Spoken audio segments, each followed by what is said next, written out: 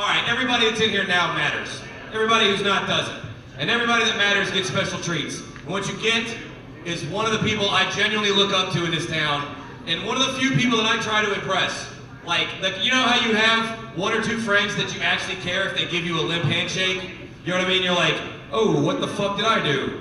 Now I gotta worry about that for the next hour and a half. This is my friend. I want you to put your hands together for Richard Douglas Jones.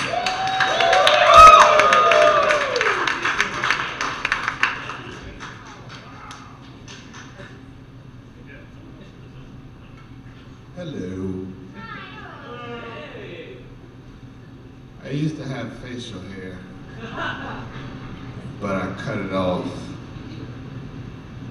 because I was disappointed.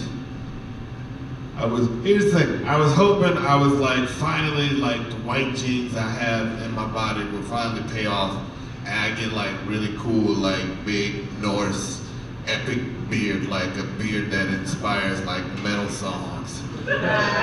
But instead, the only music my beard inspired was Patches by Clarence Carter.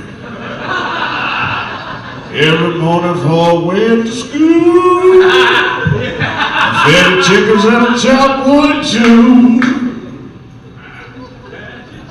Patches on the pen. Shut up! Shut up!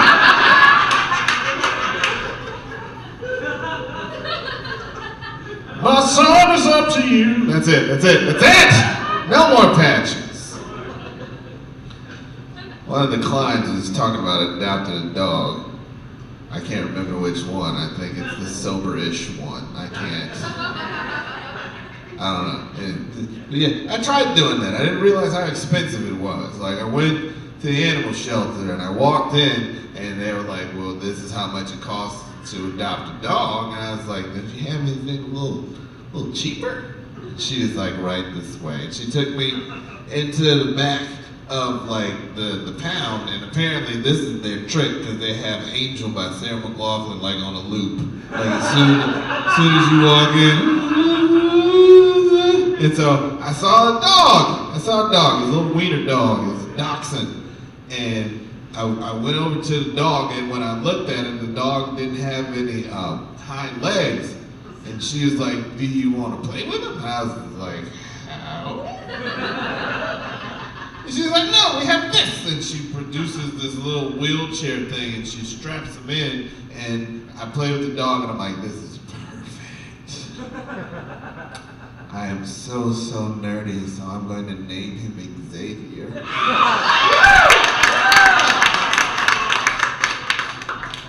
And I was like, I'll take it. And then she was like, and I told her, I was like, that's great, I'll take him. I'm gonna name him Xavier. And she was like, well, you know, in addition to whatever you're gonna pay, it's gonna cost you an additional $300 for the wheelchair. I said, well, then I guess I won't be naming him Xavier. I will be calling him Goku.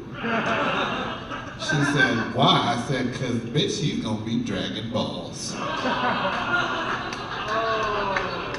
You weren't there. I don't know if you've ever been asked to leave an animal shelter. It's a humbling experience. A couple of people have been up here talking about Ferguson. Damn, y'all got quiet as hell. That is funny. That is apparently the power I yield, being the only Klingon on the Starship Enterprise. But you know, the whole thing about Ferguson is I've been trying to find a silver lining in the whole thing, and it's been fairly difficult, but I think I finally got it. All right, here's the silver lining to Ferguson. Are you ready? White people are scared of us again, and that is a good fucking feeling. That is one. I've been testing it out all over the place. Like, I spent 2 hours at Whole Foods just going up to random bitches and going, ah! He's beautiful. One woman threw a purse at me. And I threw it back at her and I said, bitch, this shit don't match your shoes.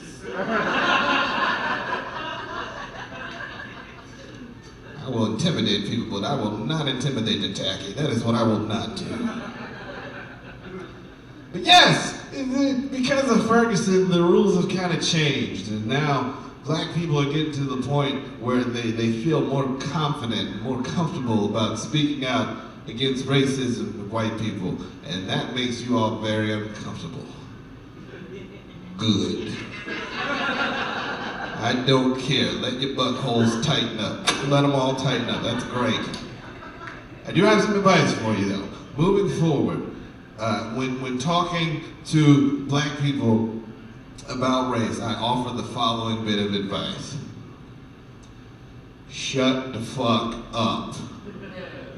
That's it. Just shut up. Because normally, here's what happens. When you talk to a white person about race, they immediately make it about them. It's like, hey, Richard, how do you feel about Ferguson, man? You know, hey, just really quickly, we're cool, right? Yeah, we're good, we're cool. Yeah, we're cool. We're cool. We're, me and you, we're cool. We're cooling. You know, we're coolio, yeah? We're coolio, yeah? Me and you, we're cool. Coolio, yeah? Slide, slippity slide. Because, you know, that's what it's all about. We're all on this fantastic voyage together. So we're cool? Slide? Yeah? All right. Now, what were you saying about Ferguson? Well, you know, here's the thing. I just want you to know, I'm not racist. My grandmother was, or, you know, any random old person in my family it was racist, but I just want you to know, I wasn't raised that way, and I don't see color. Who gives a shit? I don't want to hear about anything that has to do with you. We're talking about me right now. I don't care that the one black girl pushed you down one time in junior high school, or that one time you were a camp counselor and there's the one black kid there and you all talked and cried as you braided her fucking hair. Who gives a shit? There are those buttholes again.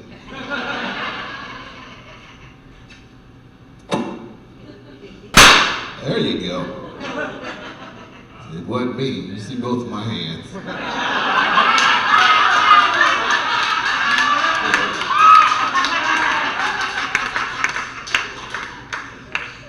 But yeah, and then the whole time the whole Ferguson thing was going on, it's very coincidental to me, because I'm a conspiracy theorist at heart. Everybody got all excited about the fucking ice bucket challenge. Fuck you. Because yeah, people would get onto me and like on my Facebook page, they would say, "Oh my God, the events of Ferguson and the Ice Bucket Challenge are equally important." No, they're not. See, one is the byproduct of over 400 years of bad treatment to an entire race of people, wherein they were made to feel subpar and less than human, and the other is people pouring cold water on themselves and complaining that it's cold. It's not the same. First of all, most of the people that are doing the Ice Bucket Challenge aren't donating money. Secondly, they don't even know what fucking ALS stands for. You ask them, hey, what does ALS stand for? Lou Gehrig's disease. No, that's not it at all. By the way, it stands for amyotrophic lateral sclerosis. You don't care. But no, it's raising awareness for the disease. I didn't need to pour water on myself because I know of a man by the name of Dr. Stephen Hawking. And I believe that it is a tragedy that the most brilliant man that has ever lived is trapped inside of his own fucking body. I think it's terrible. I don't need to pour water on myself to make that known. You do it to Stephen Hawking, he can't feel it. They tried. More I started, you know, people talking about the Ice Bucket Challenge, I started doing even more research on ALS. And it turns out that 93% of all cases of ALS are older white men. Good. If there is any demographic that has been proven by history that we don't need, it is older white men. Like, if you look back throughout old history, most of the shit that's happened to other people perpetrated by old white men. They wiped out entire races of people. You don't believe me? Just ask a Tasmanian. See, you can't, because white people wiped out all the people of Tasmania, all the indigenous. Read the fucking book. I don't want to talk about that anymore. I want to talk about something different. I made an important discovery. Discovery that will benefit all mankind. I found a lady pee hole.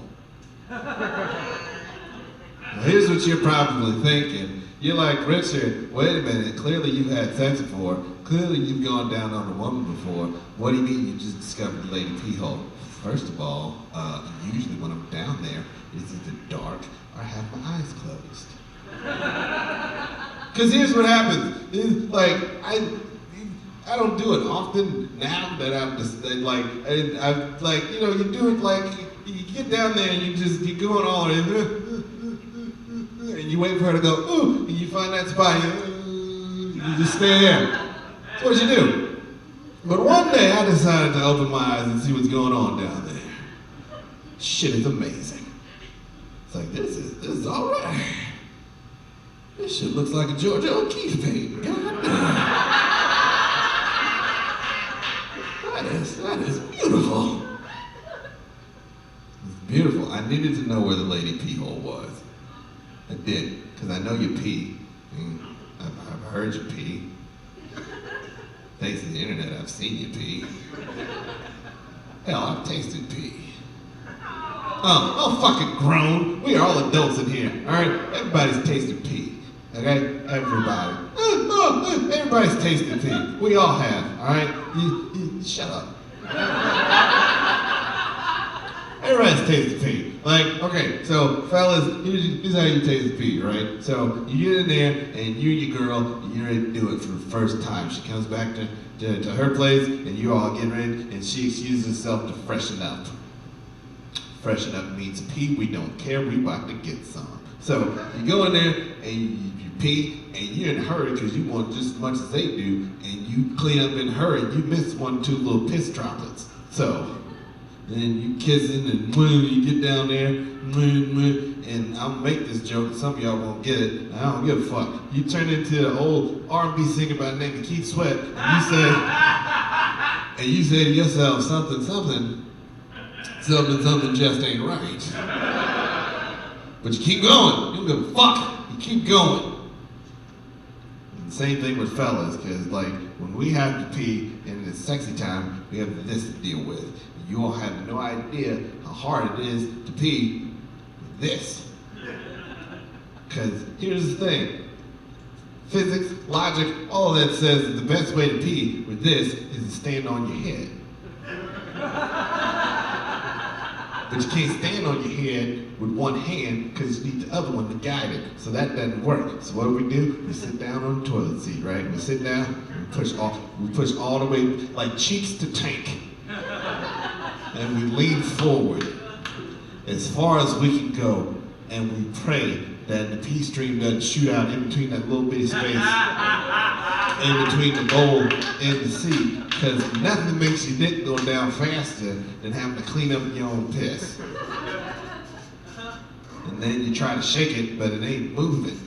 Shake it, and then next thing you know, your girl is down there, you been eating asparagus? You gotta cut back on them sweets. I bet your blood pressure is high as hell. But yes, women have vaginas. I don't understand how you all walk around with those damn things. It's too much maintenance, too many rules. You have to wipe from front to back, and the first day is your heavy day. You got to get the overnights, and you can't wear certain clothes because it gives you a yeast infection. What the hell is a yeast infection? You can't wear certain underwear in the summertime because it gives you a yeast infection. Hey girl, you want to go jogging? No girl, you know I get yeast infections. You want some cauliflower? No, girl, I can't eat that shit. Cauliflower give me a yeast infection. Hey, girl, you want to hit this? Girl, you know I can't smoke weed and drink at the same time. Shit give me a yeast infection. Make no damn sense. I don't get it, because I have balls. And balls are very easy to care for. Seriously, you wash it, and you buff it, and you put some baby powder on it, and I'm minty fresh for like a day and a half. Now, here's what's happened. Here's what happened. Ladies, if you're here with a guy, you called him around 4 o'clock or so. You're like, hey, you want to go out tonight? Here's what every man did. Put his hand in his pants, pulled it up to his nose, and he sniffed it. And in that moment, he made a decision. If the smell that registered on his hand, if the smell ratio was still heavy on the powder side, that motherfucker was minty fresh. I'm not taking a shower for what?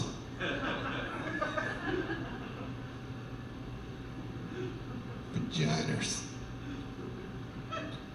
Women talk mean to each other too. That trips me out. Women do stupid shit. Like every woman in here has a friend of hers that she is friends with, but she can't stand. And you won't tell that bitch to kick rocks because the two of you have too much dirt on each other. And you bring it up in odd times, like Thanksgiving dinner.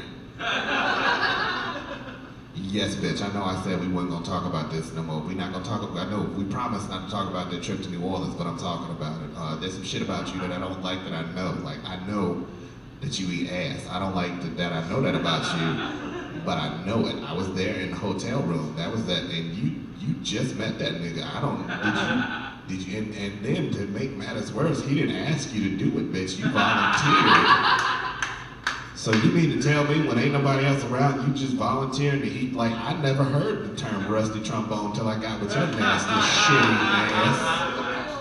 I hate the fact that you were the godmother of my children. I cringe every time you kiss one of my children on the cheek. I don't tell you, but I come behind you. You know them alcohol swabs that you get when you get ready to get a shot? I bought a whole box of them just for when your nasty ass come over and kiss my kid. You ain't noticed that every time you come over my house, I make you eat out the same plate and the same bowl and the same dishes? That's because I don't want your nasty shitty germs all over my fine china, bitch.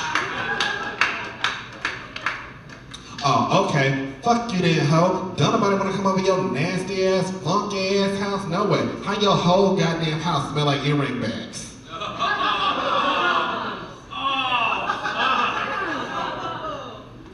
Y'all got the visual, especially right now when it's hot outside. Ooh, Jesus, yes, Lord. You walking around in this humid Memphis weather, and you come home and you take off your earrings, and you're like, what is that? Oh, jeez, ooh, gee, yes, earring bags.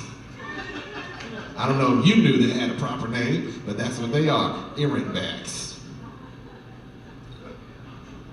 But yes, women talk cash shit to each other. Like there's a war going on between women and fellas. You had no idea, but they fight over titty size.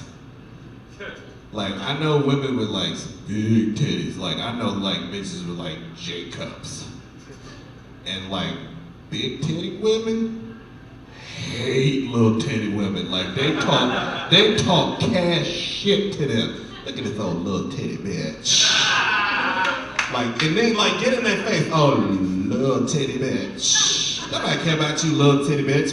Nobody care about your little titty bitch problems, little titty bitch. Nobody care you can sleep on your back, little titty bitch.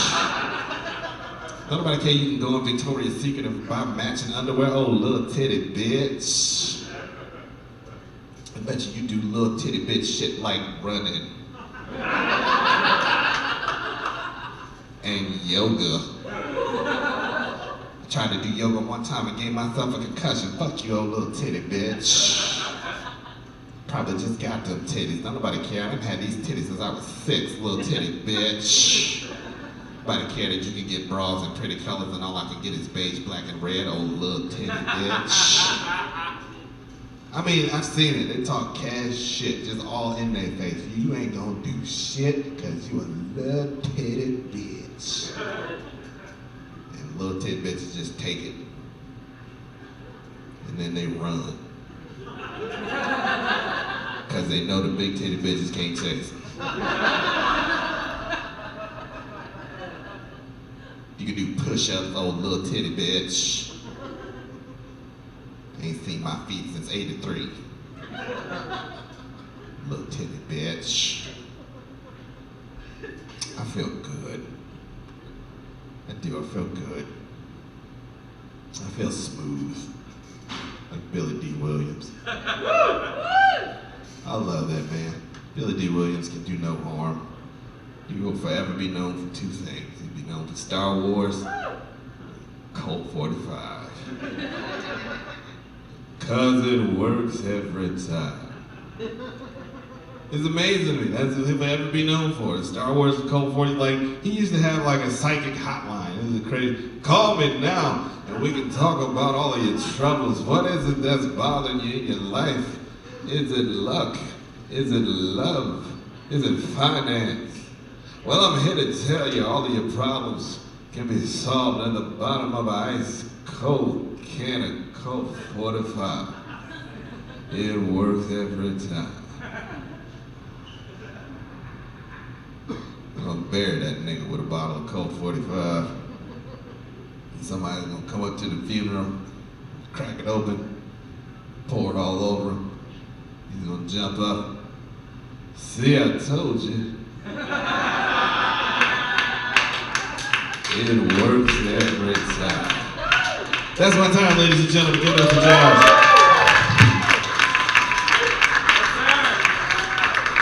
Richard Douglas Jones, everybody!